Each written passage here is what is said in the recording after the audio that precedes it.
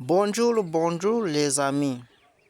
Uyu munsi tuje kwiga igiti kiri hano mubona, namwe utakizi uyu munsi arakimenya, mumenye akamaro kacyo, uburyo ari cyiza mu buzima bwacu, mu buzima bwa sosiyete, umumaro wacyo, ko nawe ushobora kuba ufite umurwayi cyangwa ukaba ufite umurwaza waramuvuje iyo ndwara gutya na gutya, cyangwa ukamujyana kwa muganga bagasanga nta ndwara irimo, ariko uyu munsi reba ko kino giti nawe cyakubera umuti kuko Imana yagishyizeho, ni igiti cyiza. Uyu munsi rero habamo amoko y'imifumba abiri cyangwa atatu. Hari icyo bita uyu ngiki mubona umufumba murawuzi, icyatsi urya kikaryoherera cyane, kikaryoherera. Noneho kikagira n'iki ngiki bita umufumbageshi. Umufumbageshi rero hakaba n'ikindi bita ngo umunyu w'intama, nawe urakunda kuryoherera, ariko uyu munsi tugiye kwiga kuri kino mubona hano bita umufumbageshi. Umufumbageshi ni iki? Umufumbageshi rero ni umuti mwiza muri sosiyete yacu, ni ahantu bitaba rwose, hirya no hino abantu benshi bakunda kwivuza ku ndwara zitandukanye, ariko cyane cyane izi ndwara zishobora no kuboneka kwa muganga, kino cyo nacyo nta kibazo kirabivura, n'izi ndwara zidakunda kuboneka. Icya mbere, umufumbageshi uvura iki? Harimo abantu bakunda kurwara umwijima cyangwa ibihaha bikazamo amazi.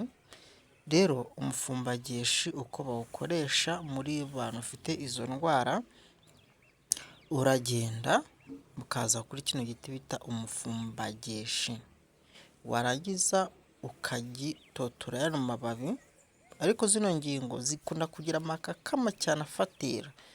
Ukuraho aya mababi, warangiza ugashaka cya cyatsi bita amagaro, kimwe bateka kigatukura, ntawe utakizi, n'akatsi bita uruheza na gutwi kumwe.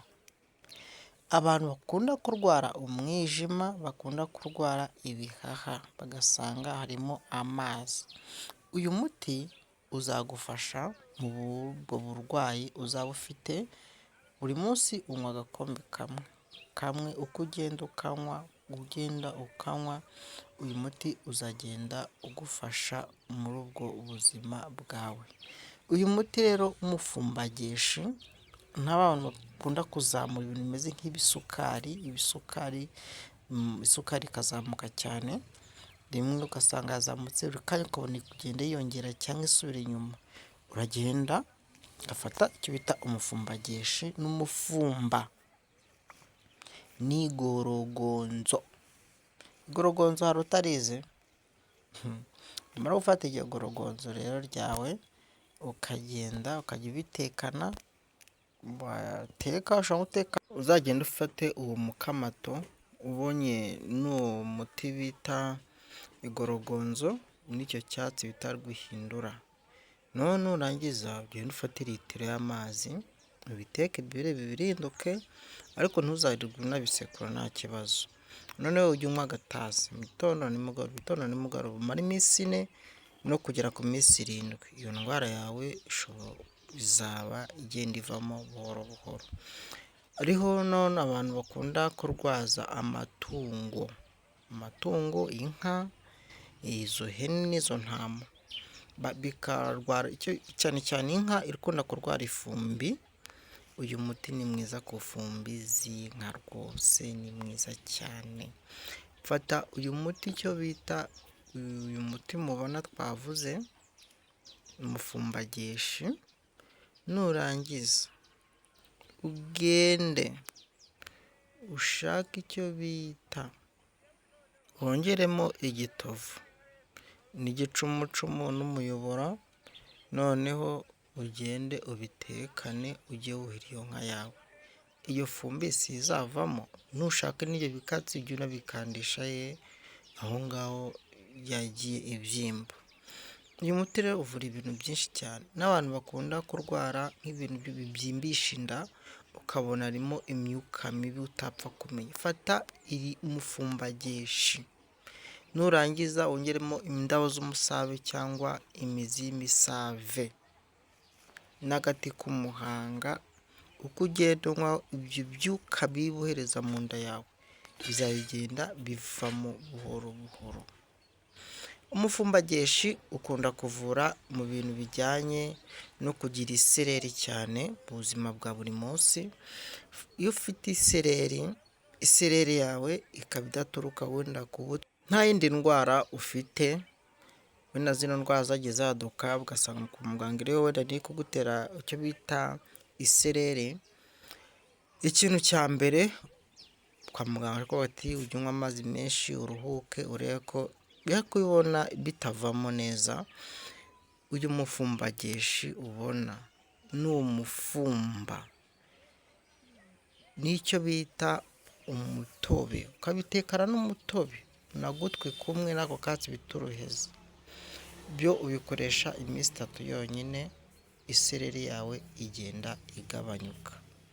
Uyu muti ni imiti ibizwi neza ko ikora ibyo bintu kandi itagoye no kuyibona, ahantu hose akenshi ikunda kuboneka. Rero iyo ukunda ibimera, ukunda iyi miti yacu, kuko kino gihe hadutse ibintu byinshi cyane, abantu barananiwe, usanga benshi bafite ukwiheba gukomeye cyane. Rero mu byo kwiheba, iyo ushaka kubaho ugatuza, kuko Imana niyo igena byose, kuko ibibazo biriho hirya no hino, ariko Imana ikagenda igira gute ibarengera.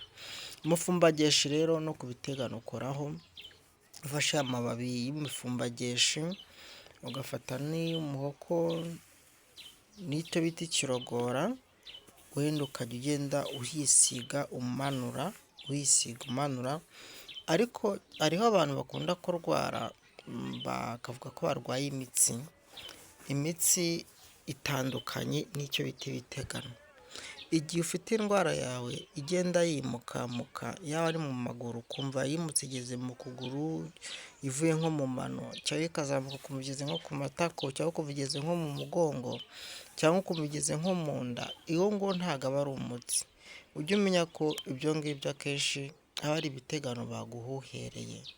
Rero ufite iyo miti ugomba kuyikoresha, ariko igihe utayibonye duhamagare tugufasha, kuko ntawe umenya byose. Rero Imana ikomeza ibane namwe mu byo mukora, bakunda ibimera naho bageze babikoresha, itagenda neza mujye mutubwira kugira ngo turebe, kandi nabo byagiye bifasha namwe mujye mutubwira. Imana ibarinde, murakoze cyane, umunsi mwiza.